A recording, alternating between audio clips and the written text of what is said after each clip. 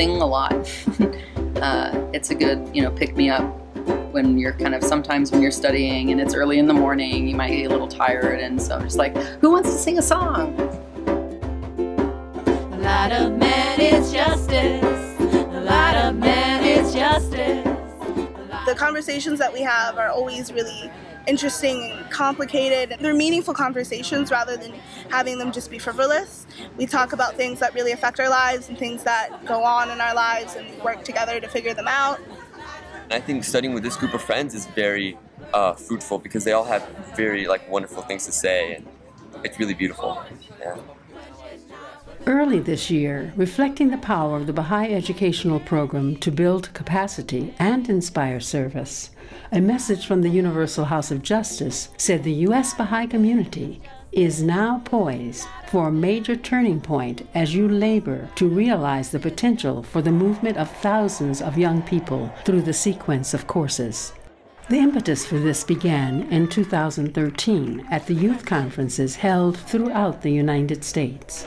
Well, the youth conference for me was a really transformative thing. What I was originally focusing on was just going to school and focusing on what I wanted to do with the rest of my life and my career, and I realized that spiritually I was lacking in being involved in my community. The momentum from everybody else really inspired me, and how they were working on community building endeavors, so I wanted to work on that too. As a Baha'i youth, that I feel like it's my job to help the world transform in a way that benefits it instead of hurting it. I think it's so beautiful just seeing how there are so many other people that have the same sort of vision as I do as a youth, wanting to change the world and moving forward in the betterment of humanity rather than setting it back. So we joined up forces, and I think that's really cool, and that really motivated me.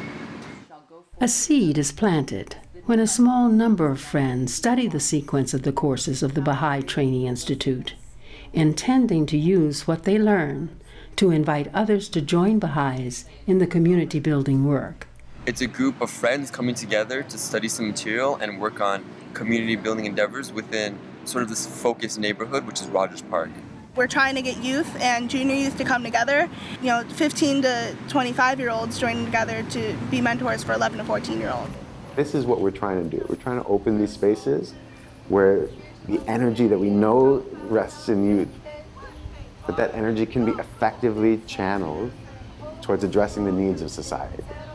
How do we find youth and build up these natural resources in the neighborhood to find animators, like youth who are interested in working with junior youth?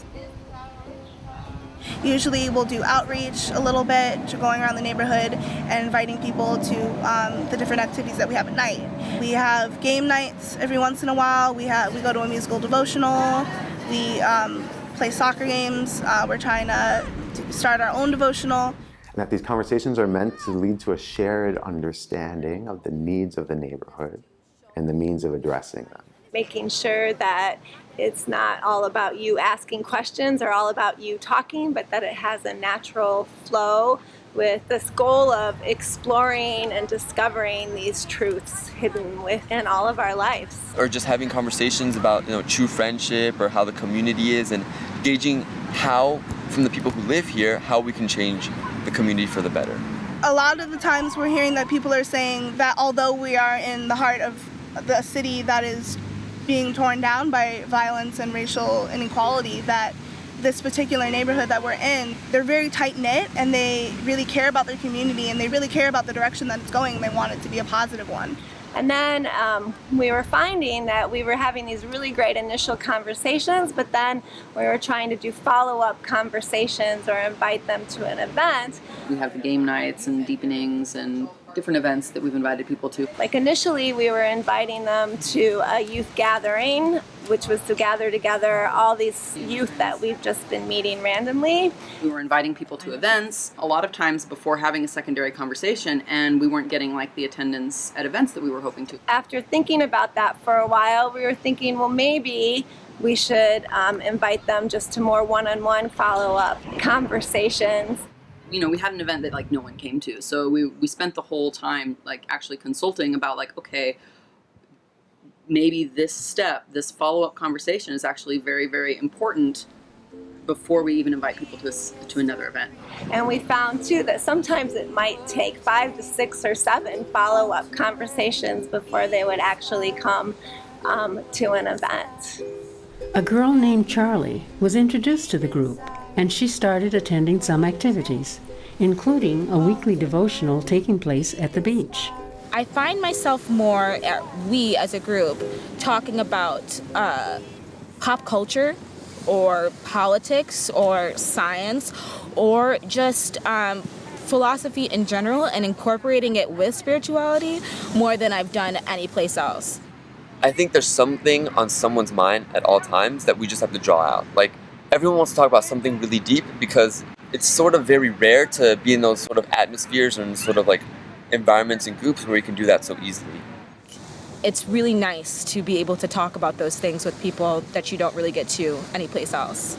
You know, you don't really get to talk about science in certain religions, and some scientists don't want to talk about religion, and so it's really nice to be able to mix those two things up.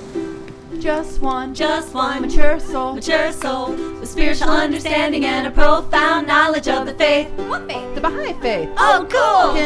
Can set a whole country can set a whole country ablaze. Ablaze? Spiritually, of course. So great is the power. We're trying to learn about how do you make a space where people can actually give voice to their thoughts and to not be afraid of what people are going to think of it. Knowledge of the faith. What faith? The Baha'i faith. Oh, cool! Can set a whole country can set a whole country ablaze. Ablaze? Spiritually, of course. So great is the power of the cause to work through a pure and selfless channel. That's great.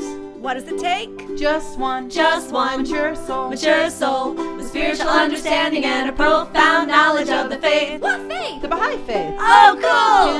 Can set a whole country can set a whole country ablaze. Ablaze? Spiritually, of course. So great is the power of the cause to work through a pure and self